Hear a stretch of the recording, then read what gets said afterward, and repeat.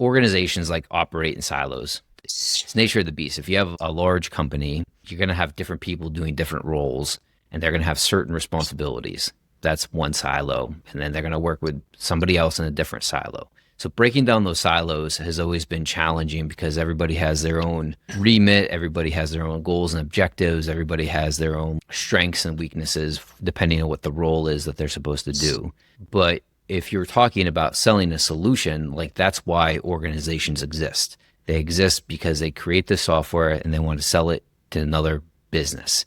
So at the end of the day, software company has to sell software. That's the remit of the software company. And if we signed up to sell the value of that solution, I would agree with you that the bedrock of our messaging should be about the value that the solution will provide. And in my experience, that's been a challenge to get everybody on the same page because of those silos and because of the size of some organizations about positioning of that value. How do we talk about it? How do we articulate this? Where does this information live? So we're talking from like account executives, solution consultants, marketing, product marketing, enablement. What's enablement? Telling all these people about how we're selling the solution. So how do you maybe break down those silos, or what would your advice or recommendation be so we're all singing from the same song sheet, so to speak, when we're talking about what the product does for the organizations that we're selling to? Yeah, no, that's a great question. And that's where conceptually, off the bat,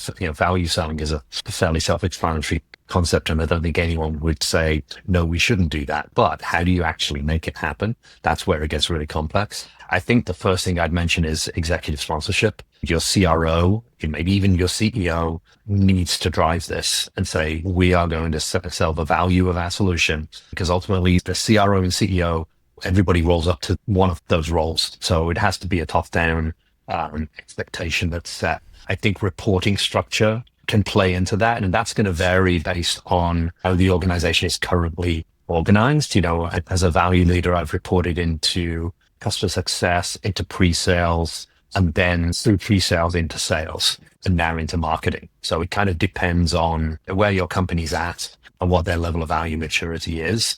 I think there's also kind of an operational perspective of, should this be kind of a value management office that just reports into an operational function? If you report into sales or pre-sales, then it's perceived as a sales or pre-sales function. If you report into customer success, it's perceived as a customer success function. And it's not. It should be pervasive. So a value management office that kind of sets the expectation, and all things value management rolled into that office. That's another way of looking at it. And, different organizations will place value in the most appropriate place. So there's most definitely not one answer to that question. But I think that's the important side, is making sure that you're at least making steps to embedding value pervasively across the organization. And I think what falls on the value leader is the onus to show people what good looks like. So in previous roles, I've done a lot of work around, our proof points. Any tech company probably has loads of proof points of where a customer was doing something different,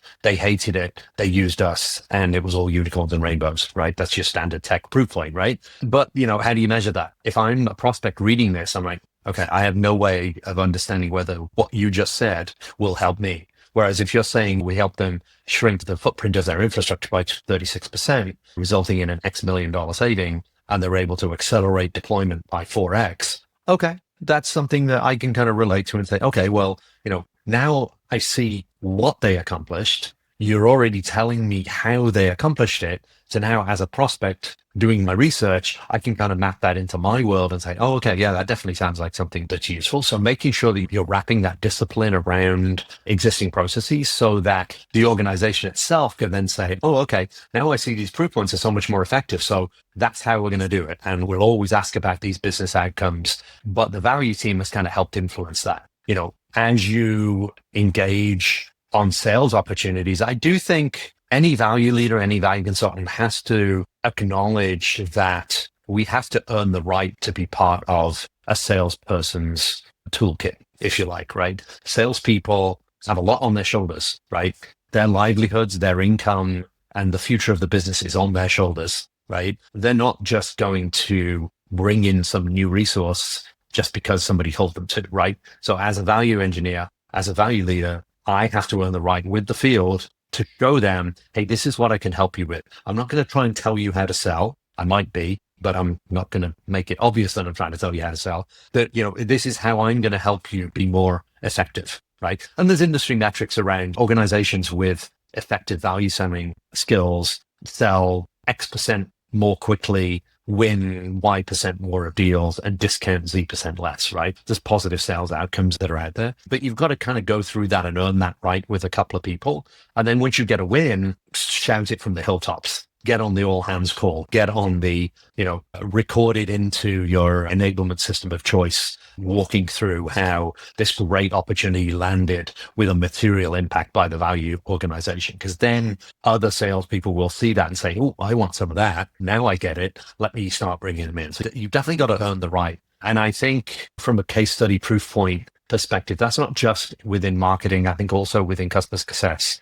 It's important to do that because ultimately, if you're working with an existing customer and you're helping them focus on the value that they're getting from you, that helps you tell a better story to other prospects, but it also helps make sure that they're a happy customer, that they recognize they're getting value, which de-risks renewals and hopefully drives NRR as well. So there's a few different ways to kind of establish the practice and mindset.